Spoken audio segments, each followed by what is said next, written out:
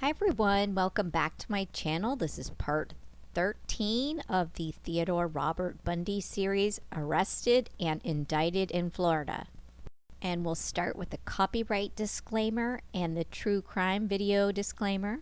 It's Wednesday, February 15th, 1978, 1:30 a.m., and Ted is driving around without headlights, and he's spotted pulling out from behind the back of Oscar's restaurant. Remember when we said many episodes ago that Ted almost always gets arrested because of his bad driving or doing stupid stuff while driving? Here's the prime example.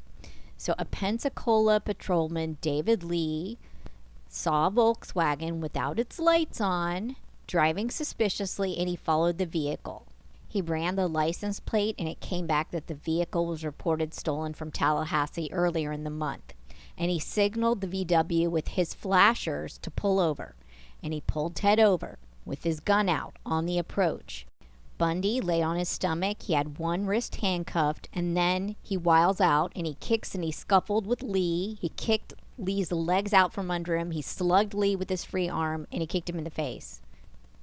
Lee fired a warning shot, but he missed, and I guess that's what a warning shot is supposed to be.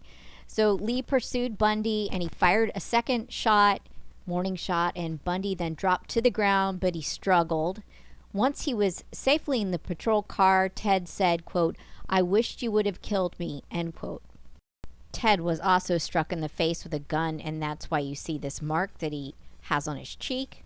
He was charged with resisting arrest and possession of stolen property, i.e. the vehicle, also a TV and credit cards that were found. He gave his name as Kenneth Raymond Meisner of Tallahassee, an FSU track star, as Ted had stolen his ID. The real Kenneth Meisner was in graduate school.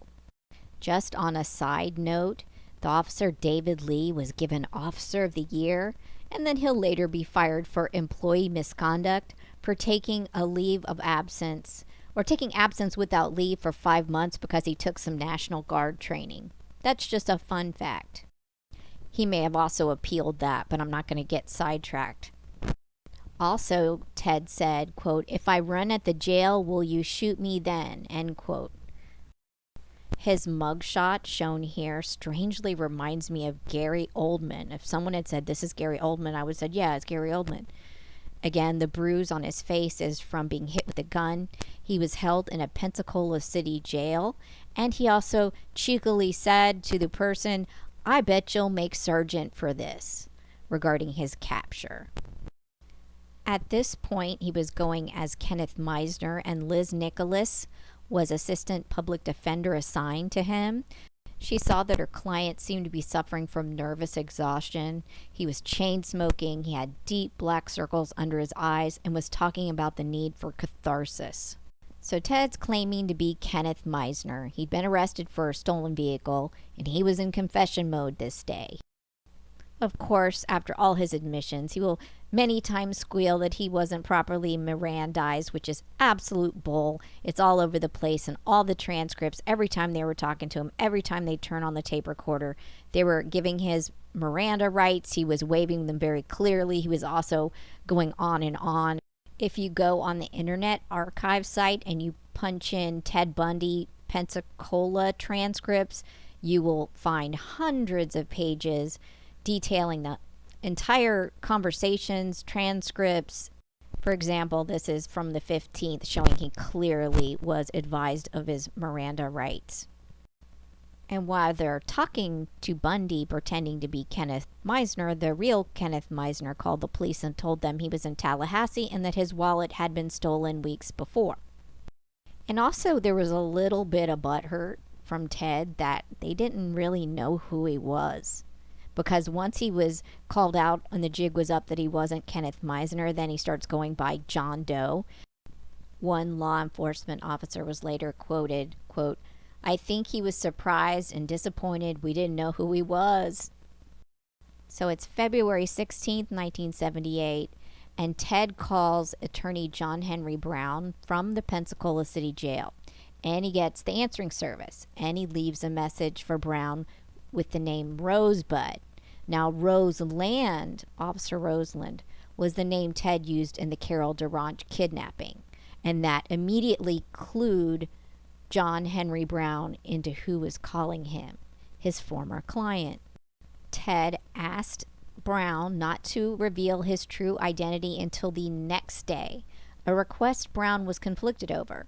Brown considered calling the task force, but he did keep his client's confidence. Ted had not confessed to Brown on this occasion. He just made some crazy comments, and Ted later gives John Henry Brown a written release so that he could later discuss his client's case, and Brown writes a book. When Ted was arrested, he had 21 credit cards on him, and after the Meisner jig was up, he just gave his name as John Doe. And so he was also interviewed as John Doe, and the judge refused to set bail until John Doe released and revealed his true identity. Also want to note that there's some really great TED video that I've found in all kinds of different places that I've been putting in my videos here on YouTube, and guess what? Then I'm getting copyright struck, as if these videos are owned by these other true crime YouTubers that have taken public documents and put them online. So though I would really love to put in some of these just in little snippets, guess what? I don't want the hassle of getting a copyright strike. So, if I was making money off these videos, then maybe I would consider it, because I know that it's public information. But since I'm not, it's just not even worth the hassle. Thanks, YouTube. So back to the story. After he gives his name as John R. Doe in court, the judge goes, nope, I'm not giving bail to John R. Doe until you release your true identity. And Isaac Coren was his public defender for John R. Doe, and he found out that this person had called Millard Farmer, who then told Coren Ted's real name. So Millard Farmer was from Team Defense. It was a non-profit organization which specialized in death penalty cases. So, Coren started to think, well, John Doe's not just a regular cat burglar here with some credit cards and a stolen vehicle if he's calling Millard Farmer. Again, I highly recommend checking out the Pensacola transcripts on the Internet Archive. In one interaction and interview with John Doe and Don Patchen, Ted admitted to stealing all the credit cards found in the orange VW he was driving. Ted admitted to writing away for the birth certificate of Kenneth Meisner and obtaining said birth certificate. He had Meisner's ID, his birth certificate. He obtained it from the vital records clerk in Raleigh, North Carolina. Again, all of this, he's just offering it up. He's just offering up all this bad stuff, He's not even trying to deny it, because in my opinion, in the back of his mind, these aren't his worries. His worries are all these murder charges and flight from prosecution, So, credit cards and stuff like this and stolen vehicles, nothing to him. So he's just admitting to all this stuff. And when he was asked about the stolen white van belonging to the FSU, he pretended ignorance. So Ted admitted to wanting to establish a new identity under Kenneth Meisner. He admitted to stealing pocketbooks out of purses and bars from grocery stores and from the library around FSU. But in trade for revealing his true identity, he wanted to make a few more telephone calls and to tell his parents before the press broke, and his request was granted. So it's February 16th, and who do you think he called? The same person he called after almost all the murders. He called Liz Klepfer from jail at 2 a.m. on February 16th. And the police, now catch this, the police were in the process of putting a trap on Liz's phone, but it hadn't been installed by February 16th. But note, he had escaped on December 29th the previous year. Why they didn't put a trap and a trace on her phone after he escaped from the Colorado jail is beyond me, but we're not even going to go there. Ted called collect, and Tina, her daughter, accepted the charges, and he refused to discuss the crimes in Florida. But he told her he was in Florida, and he told her he wanted to be extradited to Washington State. And he wanted to talk about, quote, this is what he told her, why I am the way I am. And Liz said to him, are you telling me you're sick? And then he got all huffy. He told her, back off. And then he later said he just didn't have what it took to die. Ted was just simply too cowardly to commit suicide. So Liz then calls the FBI to speak with Dave Kelly to inform them of Ted's arrest and that he called her from Florida. So all these things are happening on the 17th simultaneously. Ted's given up his real name. The FBI arrives with Bundy's fingerprints and the wanted poster, and then they identified Bundy by his fingerprints, and they also announced he was a key suspect in the Chi Omega murders, and then they descended on the Oak to search the apartment. He also speaks with Chapman, Patchen from Tallahassee PD, and Detective Bodiford from the Leon County. Here's another example of him fully being informed of his rights. He knew he was speaking without his counsel. He was just fine with that. He went on to talk about who he had as counsel here, there, and everywhere, and that he had a desire to talk to them without counsel. Now, if you read these transcripts in all their glory, you are going to be in for a story about his escape from jail and how he'd been up in the crawl space and all over the whole sheriff's office in order to find the best place to get down, and how he spent 2 weeks crawling all over, and he ends up in the linen closet of the jailer, and that how he escaped, and then he gets to Florida and he chose the name Chris Hagen on a whim, and that he wanted to come to a college campus in Florida because he felt he blends in, and that he enjoyed being free, and that he sat in some classes at FSU, and then he dawdled in trying to find a job. I mean, Ted loves to talk about himself, and so he, especially if it's talking about something that's not dealing with a murder, like his grand escapes, he will go on and on and on about the escapes. Ted liked to toy with people, and he was cagey, and his goal in my mind for this was he was trying to get extradited to Washington State. He didn't want to stay in Florida with that looming death penalty, and he said here, quote, "I still place a value on myself." And here are some of the headlines of the day. Fugitive quizzed on FSU killings. Hopefully I made some of these big enough that if you care to stop and pause, you can read them. Fugitive tied to 2 murders. He is already cooperating and talking with investigators, says Wayne Smith. Here in this picture, he's being escorted by Captain Raymond Harper of the Pensacola Police. And more press from the 17th. Our papers were going crazy this day. From Pensacola, suspect faces hearing, lid clamped on Bundy case. The next day, February 18th, under questioning from the authorities for 36 related murders, Ted was speaking with Sergeant Ben Rosar, that's Tallahassee PD, and Rosar said, quote, "He's telling us everything but what we want to know. The problem is we don't know what we've got yet." So Ted was wired, and he couldn't sleep. So an Escambian judge had denied his initial request for sleeping pills, but he hadn't slept in 48 hours, so Judge Greenhut denied his attorney's request to have him taken to a hospital for a medical examination, because at this point it might cause a security problem, because Ted was always jumping. He was always escaping. It was a smart move. I think he got his sleeping pills. He just didn't get to go to the hospital to get them. For what it's worth, Bundy also asked to see a clergyman. So let's get back over to the Oaks. It's the same day, February 18th. The Oaks neighbors are reacting. Now think, the FBI has come, the day before?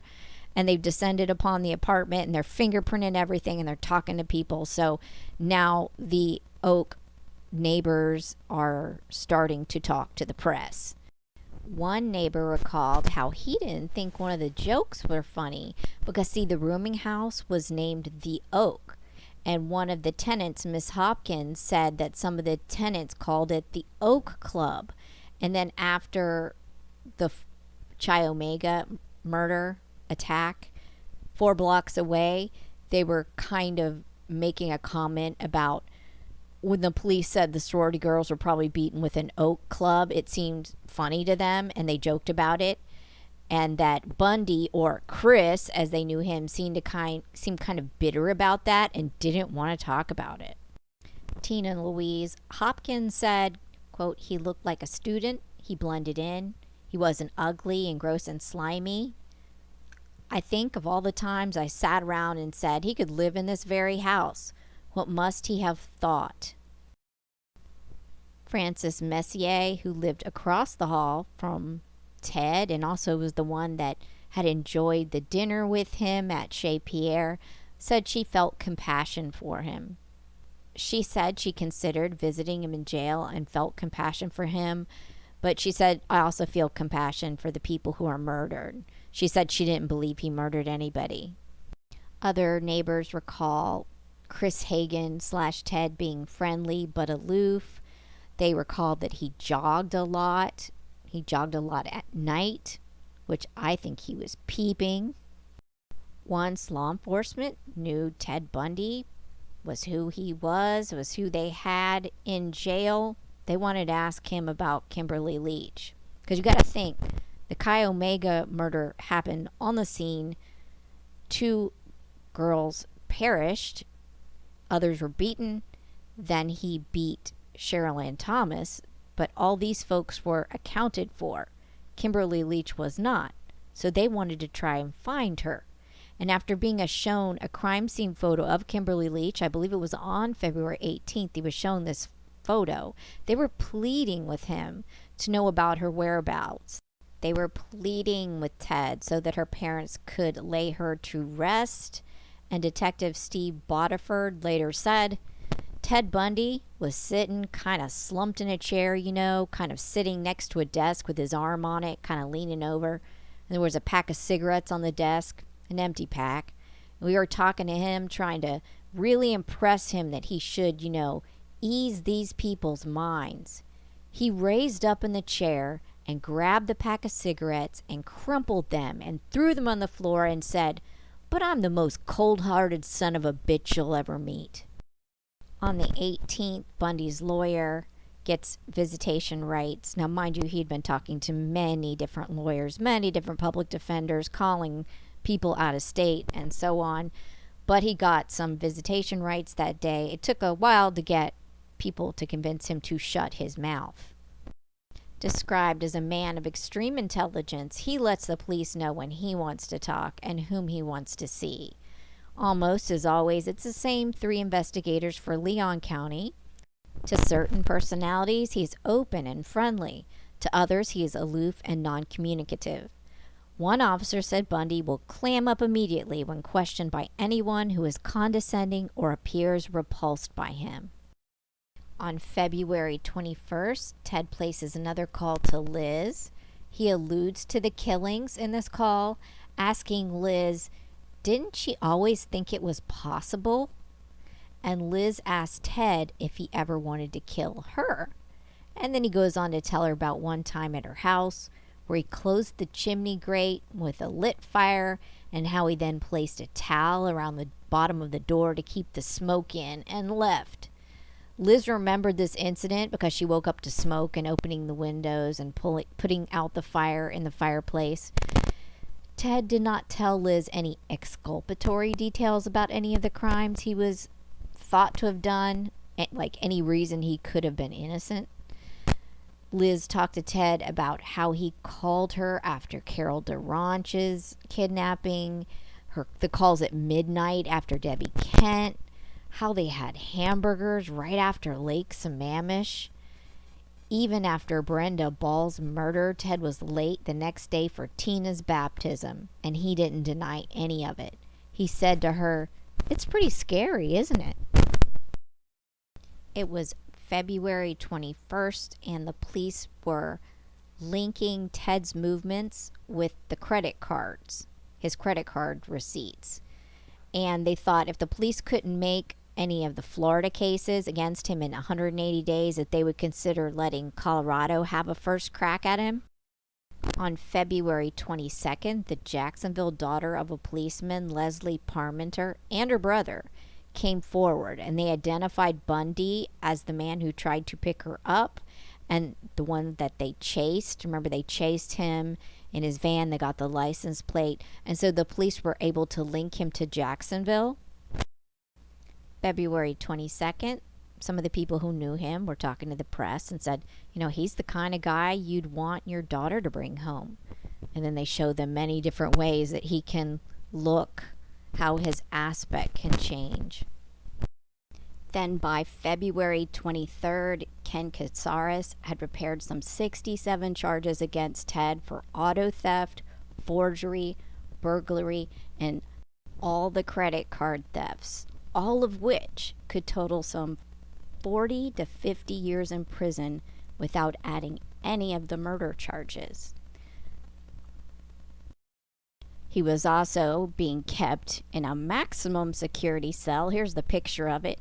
I have a quote here somewhere where Ken is talking about how he's got him in a steel-plated cell from tip to tail, from top to bottom, that Ted was not going to escape from Florida on his watch. Meanwhile, Ted's angling to try to get to Washington State. Here's some conversation. I believe it was from an earlier conversation between Chapman and Bundy and Bodiford. It just gives you an example how he was trying to essentially get extradited. He says, in other words, what you're trying to tell us is that you don't mind answering the questions about anything you've done as long as the end results, you're back in Washington State. And he says, that's what I'm saying. But the thing is Florida can't say, oh, Bundy, we're going to let you go for the Chi Omega murders and Kim Leach and attacking Cheryl Thomas. And we'll let you go up to Washington State because that's what you want to do. He was in Florida. He was arrested in Florida, and he was going to have to answer to the charges in Florida. So that explained that. Additionally, Ken Katsaris made sure Bundy had his dental impression made. There's also a little video of this. I'm not going to include it because I'm sure somebody's uploaded it and I'll get another copyright strike, even though it's public record here in Florida. Anyway, so this was Bundy's dental signature that he had left on Lisa Levy. This is what was going to be compared with his dental impression. So his teeth were crooked, they were chipped, they were very unusually spaced. And it will be that one of the main pieces of evidence at Chi Omega, this bite mark evidence that was left on the buttock, and the witness Nita Neary. Now, keep in mind later on, bite mark evidence is not going to be really thought of well, but I gotta say, honestly, for this case, Bundy's teeth were so unusual, it was kind of obvious that that was his bite mark. You know what I mean? It wasn't a standard bite mark at all. It looked like it was a really good match. So it's circumstantial evidence. But here, Ted was so freaking irritated that he had to give this dental impression. Bundy was saying, "You're not going to do it. You're not going to do it." And Ken basically said, "We're going to do it either the hard way or the easy way," and looked real serious. And then Ted becomes a teddy bear. "Well, Ken, you don't think I'd give you any trouble, do you?" You know, that kind of stuff. Ted was manipulative. Meanwhile, the police were still looking for the body of Kim Leach. They used a helicopter to search over a 100-mile area between Lake City and Tallahassee and found no trace of her. They also sifted through tons of garbage, and they said, "We will do whatever it takes to find the little girl, whether it takes 3 days or 3 weeks." The authorities also said that they had recovered hair and blood from the white FSU van, and that they were being analyzed to determine whether they matched the hair taken from a comb that belonged to Kimberly. And the crime lab technicians were examining Bundy's prints and comparing them to prints found in different areas. On February 26th, Bundy was being bad. He miffed the jailers because he had smuggled out a letter to Anthony Polk, that was a writer at a Colorado newspaper. It was a 3-page letter. Of course, he wants to put his spin on everything, and one of the things he said is, "Outside of a few minor thefts, I've done nothing wrong." Bundy's team got a temporary win when the prosecutor was denied the court order. The state was trying to get Ted's hair, blood, and saliva and handwriting exemplar, but the request they put in was just too vague. It was unconstitutionally vague, and it just needed to be redrafted. And they redrafted it, and they got what they needed. See, saliva was found in the white van, as well as traces of blood and hair, and of course they wanted to make a comparison. And so initially it was too vague and they had a short win.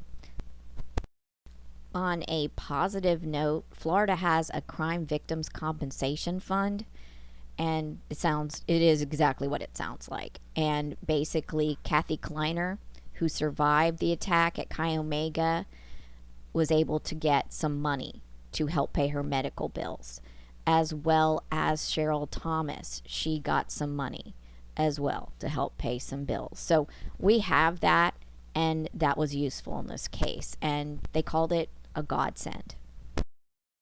On April 2nd, one of Bundy's former attorneys speculated to the press, he was talking to the press about why people thought Ted was one of the most prolific mass murderers of the century, and he said, he just thought that law enforcement was just psyching themselves up and going back and forth circuitously. And he says, quote, he's a suspect in case B because of case A, and he's a suspect in case A because of case B. And then they say, well, why not cases C, D, E, F, G, H? And then it goes on, and it goes round and around.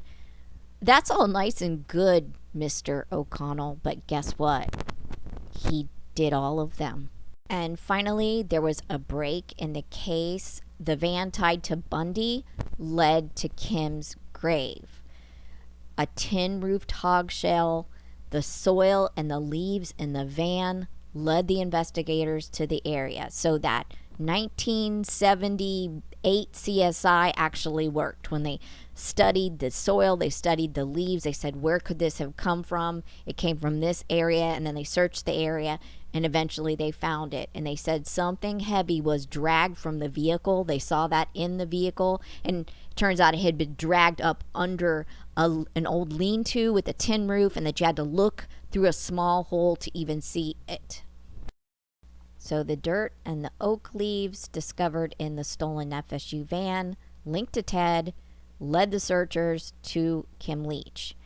And the soil samples, the leaves, they were found in the van on the 13th by the FSU police investigators. And so the marks also that were in the van led them to believe something heavy had been dragged from the vehicle. And they said, we didn't even go into it. They sealed the van, they put in a driver, and they rushed it to the Florida Department of Criminal Law Enforcement lab so that all that evidence was secure and there was a chain of custody. The next day, I believe it was, a blood-stained jacket was discovered near her body, and they were determining if it belonged to Ted. And with the YouTube rules and regulations about what I can say, so that's why I'm going to say certain words here. We're talking about the autopsy with Dr. Peter Lipkovic. He performed the medical exam on Kim Leach. It took 3 days to do it. He took a lot of time. I'm sorry if you hear dinging, by the way. We do have a bunch of security at my house, and sometimes I'm notified constantly of different things around. The doctor found that she was assaulted and unalived via homicidal violence to her neck.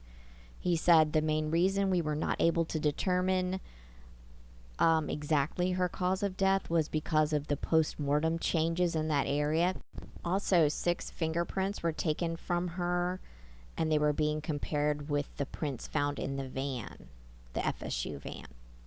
They said despite the decomp, the hands were well preserved. On April 14th, Ted was due to stand trial on forgery charges. So there was some 3-hour testimony. Ted was acting as his own attorney. The state had evidence to try him on forgery. That was that Mark Labate credit card especially. And Bundy claimed his confessions regarding the credit card charges usage were not freely given to Don Patchen, which is blatantly false. I've even shown you some of the transcripts from the tapes. In addition to transcripts, I'm sure they had him sign things. So he just liked to lie about stuff like that. We saw that again when they searched his apartment. Remember back, I don't know how many episodes ago, Ted would lie commonly. So Ted asked to leave his cell 3 times a week to study law. You think they were going to let him do that again?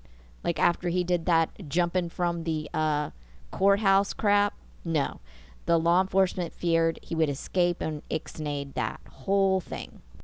Circuit Judge John Rudd reluctantly conceded to let him act as his own attorney. Later on, there'll be drama with Rudd and even an appellate issue, and of course we will get Judge Coward in the end. So just know that Rudd, there was no love lost between Bundy and Rudd. And if you know anything about Bundy, and you know anytime he's allowed to act as his attorney, he's going to start making demands. And he wanted to talk to the press. So he was demanding access to the press. And Judge Charles Minor did not permit Ted to give jailhouse interviews. Ken Katsaris had a policy against reporters talking to prisoners. Now, the prisoners can talk to clergy. The prisoners can talk to probably certain family members, certain approved people, and they can always talk to their attorneys, but they did not have the right to talk to reporters, and they said nope. I believe it was around June 15th when Ted got wind that Liz Klepfer was moving on with her life, and oh my gosh, he's so manipulative. He wrote her a dramatic letter, but it ended up being misdelivered to Carol Boone, who was his girlfriend at the time. So what Carol Boone does is she goes ahead and pens her own little letter and mails them both to Liz. And the long letters out there on the internet, it is so cringe. I wish I could find it. I could not find it. I had it saved somewhere, but the long letter noted Liz's newly found domestic bliss and mentioned how she'd been talking with friends in the police. Bundy knew she'd always been talking to the police. So Bundy's complaint in the letter to her was that he kept her name out of the press, and he was wondering what she was saying and why. And the letter is so self-pitying, and it ends with the ultimate guilt trip. I mean, a paragraph of no longer recognizing her as a girlfriend and repeatedly asking for all their love letters back. Essentially like, quote, "Please send me the letters. You have someone. I have no one." Essentially like he was going to sustain his life with her old letters because she had moved on and he needed those letters. Mind you, he's got Carol Boone. And mind you, Carol Boone read this letter and then sends it to Liz saying, "I guess old Bun must be losing it. He mailed this to me and not you." So it was just... Read the letter. If you ever get the time, find it, read it, and you'll just cringe. Manipulative jerk. On June 20th, 1978, Bundy won a 3-month delay in the auto theft/burglary trial, and also the credit card forgeries were to be delayed until after this case was heard. But unlucky for him, by July 20th, the grand jury was turning their attention to Bundy in regards to Kim Leach. Even though the Chi Omega attack happened before Kim Leach, the Kim Leach indictment happened first. And it was essentially a really bad week for Bundy because on July 27th, the grand jury in Leon County, Florida, handed down their indictment for Chi Omega. So on July 28th, the indictment was read to Ted on live television by Ken Katsaris, much to Bundy's obvious irritation and simmering rage. When you watch the video of this, you can see Bundy is apoplectic and trying everything he can not to blow.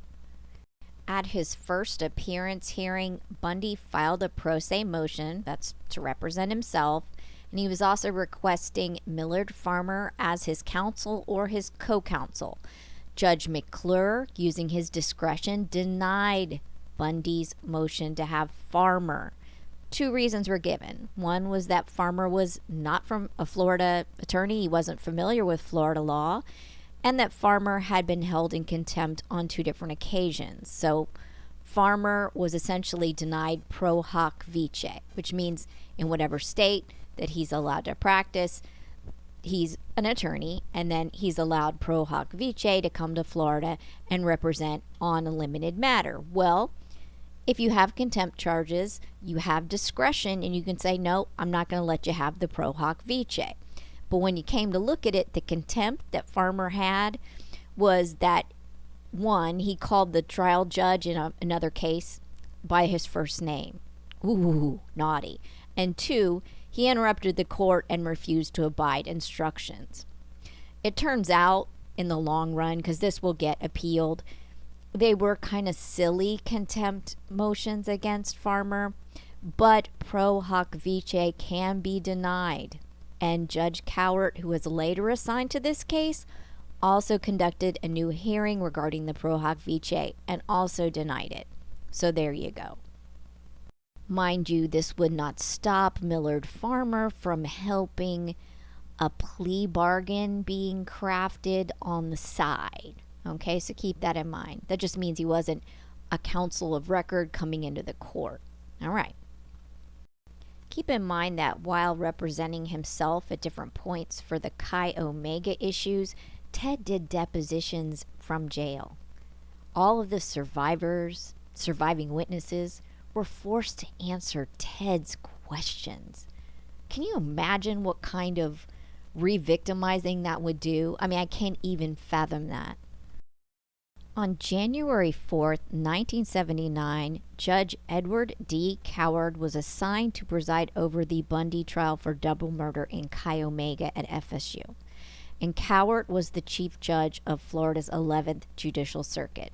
He replaced Rudd on the case, who was disqualified by the Supreme Court, quoting an intolerable adversarial atmosphere. So, at this point, by January 4th, the trial had been twice delayed, and they were ready to get the show on the road. In May 1979, Millard Farmer was representing Ted without charge, and he was convincing Ted to go for a plea bargain. It's May 1979. Millard Farmer crafted a written plea bargain with the state of Florida for Ted to plead guilty to 3 consecutive life sentences. One for Lisa Levy, one for Margaret Bowman, and one for Kimberly Leach in exchange for no death penalty. Farmer convinced both Louise and Carol Boone that this was best for Ted, as Florida was on the fast track for the death penalty. However, Ted did not want to sign the agreement, so they tried to tire him out, to wear him down with facts, with logic. Apparently, also, some of the family members were contacted, and allegedly they all agreed they could live with that. But people thought that Ted was irrational in his attempt to save his own life, that he was not jumping up to sign this dang plea bargain. So eventually he does. He signs the plea bargain while he's in jail. And the hearing for the plea agreement was set for May 31st, 1979 in front of Judge Cowart. The press and the media were there, and Ted did not want to go through with the agreement. So what he does is he pulls the rug out from everyone that's been helping him. Ted waited until he got into the courtroom. He ripped up copies of the plea agreement, mainly despite his main attorney. And Mike Minerva later said that Ted rejected the plea because, quote, it made him realize he was going to have to stand up in front of the whole world and say he was guilty, and he just couldn't do it, end quote. And in a flourish, Ted fired his main attorney, and Mike Minerva was allowed to quit the case. After Ted ripped up the plea agreement, Millard Farmer, the one that's, death penalty qualified and all that stuff, it's helping Ted for free, said if Ted wanted to die, he was not going to assist him, and he up and left Ted. Good on you, Millard. Honestly, not only was Ted arrogant, thinking he was the smartest person in the room and all that jazz, he was really selfish. Just truly a selfish person. It's also around this time that an attorney caught Ted stockpiling his anti-anxiety meds, and Ted made some comment implying he'd go out his own way, like he would actually harm himself. As we now know in retrospect, he ended up sitting on death row for quite a while. He even met his fate on Old Sparky. He never harmed himself. He never had any ideations of harming himself. Hagemeyer even said that Ted would have rather committed suicide. He didn't want to give the state the satisfaction of watching him die, but he didn't do anything. So I'm going to stop here. Ted really gets under my skin with the way he behaved.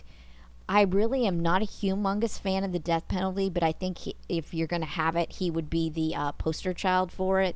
But, you know, the way he jerked around all kinds of people and played with their emotions. I mean, not only the murders he did, but the way he treated people, he was just really a scumball. Thank you so much for watching. And if you've been with me for 13 episodes, thank you so much. I really appreciate it. If you have any questions or comments, leave it in the comment section below. Hit that like, hit that subscribe, and you'll be notified for part 14. So without further ado, have an excellent day. Bye.